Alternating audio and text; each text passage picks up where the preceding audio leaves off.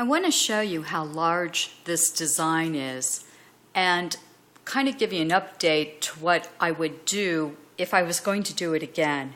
As you can see, it's really big, and I have it pretty much all done on this duvet cover. The bulk of the fabric, as you can see, I have it rolled up here to get this under the machine, becomes very bulky depending on where you're working on the duvet cover.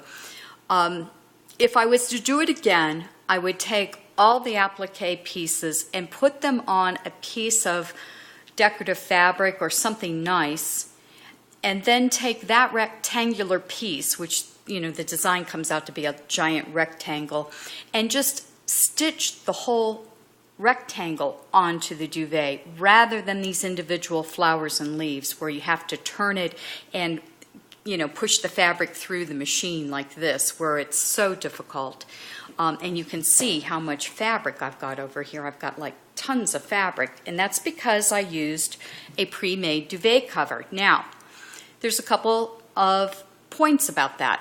If you did this from scratch, saying you're making your own duvet cover, then you can certainly stitch this on your machine without having to put it on another piece of fabric.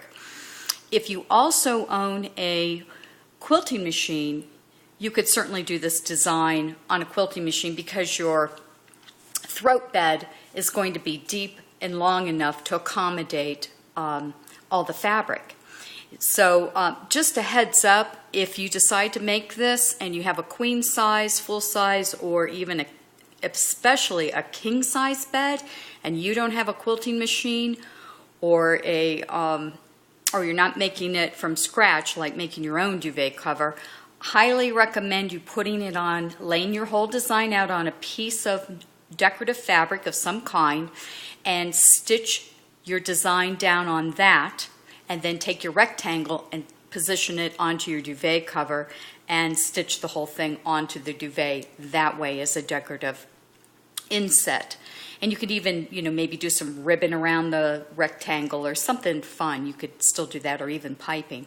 But one other thing, and most of you that sew know this, when you come to these curves, you want to have your needle on the outside, which would be where I would be on this one. Let's just show you here.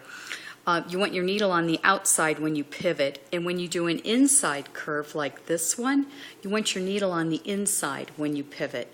So just remember, when you're in, you want your needle in. When it's an outside curve, you want your needle out, and then you pivot. But anyway, that's the update. Good luck. Let me know if you make it. I mean, I think it's come out gorgeous. I love it, and hopefully I'll have this done today, and I'm going to put it on my bed. So thanks for watching, and best of luck, and let me know how yours turns out. Thank you for watching.